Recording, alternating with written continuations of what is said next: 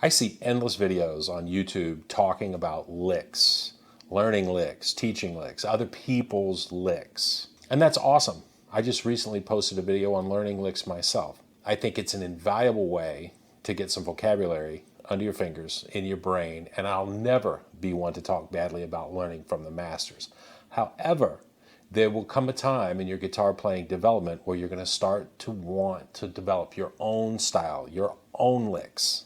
And in this video, I'm going to give you an idea that will become a never-ending, non-exhaustive guitar lick generating machine for you. Are you ready? I'm Charlie Long. Thanks for coming to the channel. Thanks for checking out this video. Please like and subscribe, and I'll keep posting content that's going to help you make sense of soloing. So what is this secret to making your own killer guitar licks? It's a concept I'm going to call motif, development, and variation. And the possibilities are literally endless. So what's a motif? It's a short musical idea. Even though it's brief, it has musical characteristics that give it a recognizable identity.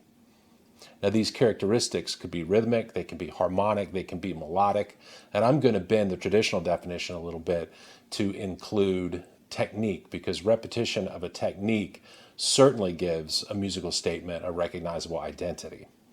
For the purpose of this video, we're going to be working with the C major pentatonic scale, and we're going to be playing over a backing track that fluctuates between a C chord and an F chord.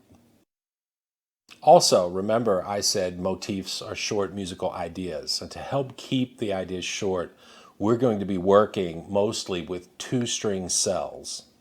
In this case, playing ideas from the C major pentatonic scale on the high E and B strings. Now, two strings may sound really limited, I know, but I think it's really going to help illustrate a couple of things.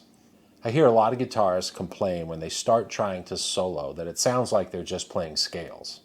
Well, that's probably because they just practice playing scales. This ain't that. Secondly, it's going to show how much mileage you can wring out of a really good idea.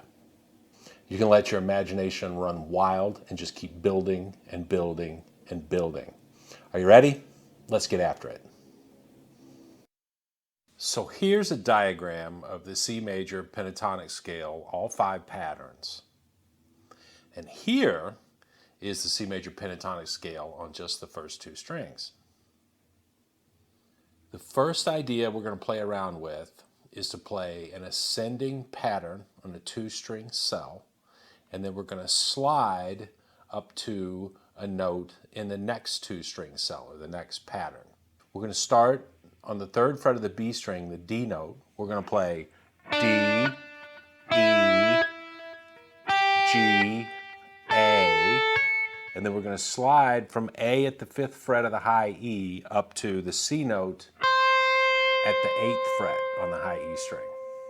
That's our first motif. It's got a recognizable rhythm, and it's got a melodic formula. It's a 5-note phrase. We're going to play the first 4 notes and slide into the 5th one. Here's what it sounds like.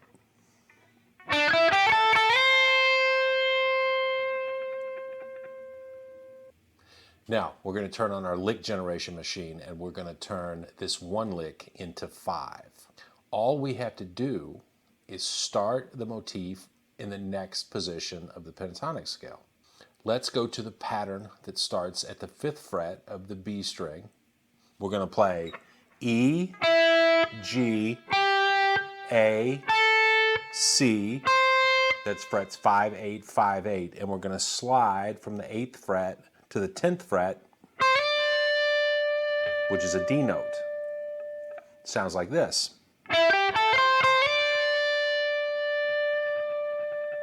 So we've got the same rhythm as the first example. We've got the same melodic formula as the first example, but we've got a different set of pitches.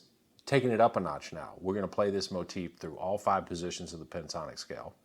So there's going to be a different starting point each time and a different set of pitches each time. But the rhythm and the melodic pattern will be the same. So we're literally taking 1 lick, turning it into 5 like magic.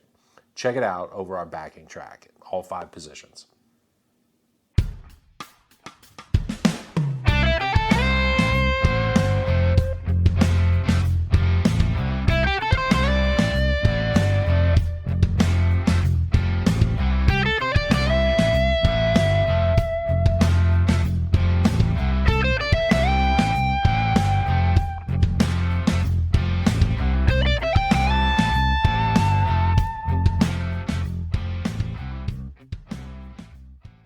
Here's where the light bulb should go off, if it hasn't already, about how endless the possibilities are with this concept. We're going to start off just like we did with our first motif. We're going to play 4 ascending notes. We're going to slide into the 5th note. We're going to pause there for a second. We're going to descend 2 notes. Pause there a second and then pull off to the last note of that second 2-note cell. So we're playing 4 notes, sliding to the 5th note, pause, descend 2, and then pull off to the last note. So basically, we're ascending through a 2-note cell, sliding into the second one, and then descending through it with a little bit of rhythmic variation so it doesn't sound stiff. Check it out, all 5 positions over our backing track.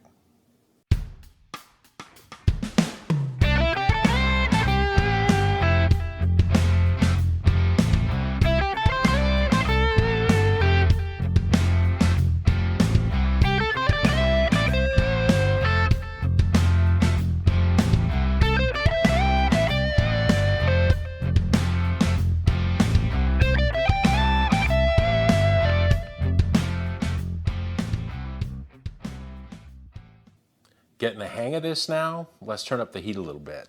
In motif number 3, once again, we're going to play through an ascending 2-note cell. We're going to slide into the second 2-note cell, but unlike the first 2 examples, we're going to descend right through the 4 notes, with the note we slide into being the first of those 4. And we're going to play 16th notes this time, and it's going to sound like this. But we're not stopping there with our creativity. Because it's a longer phrase, we're going to start it on a different place in the measure. The first 2 motifs, we started on the first beat of the measure of the C chord. Here, we're going to be starting on the 4th beat of the measure with the F chord. So we're going to play, you can count it 1, 2, 3, 4 rienda is how it's going to start. 1, 2, 3, 4 rienda.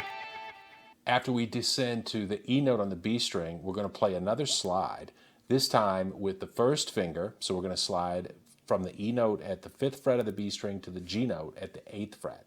We're going to pause on that note, and then we're going to finish the phrase with a hammer on to the next ascending note, which is the A note at the 10th fret of the B string. So effectively, what we've done is play through 2 string cells in 3 positions, incorporating a pair of slides and a little bit different rhythm to once again give it some soul.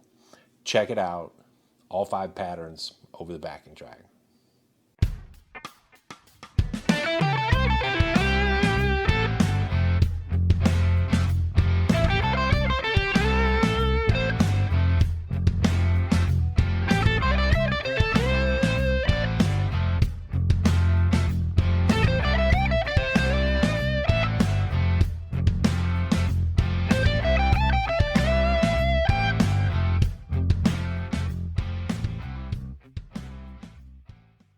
So we've covered a lot of ground so far. Well, literally a lot of fretboard. I'm going to give you one more idea and then send you off to the woodshed. In this last example, we're going to be adding 2 notes on the G string.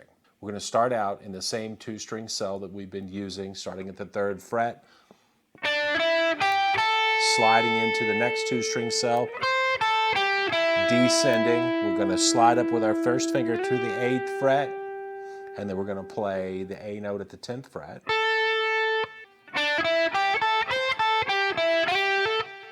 But instead of ending there, we're going to go over to the G string. We're going to grab the D note at the 7th fret.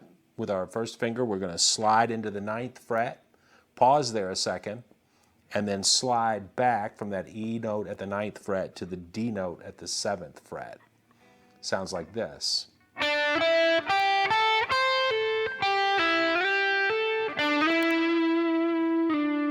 One more time.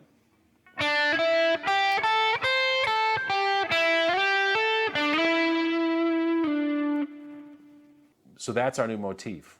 We're spanning 3 2-string cells. We're now incorporating 4 slides and another new rhythm. Check it out once again over the backing track, all 5 positions.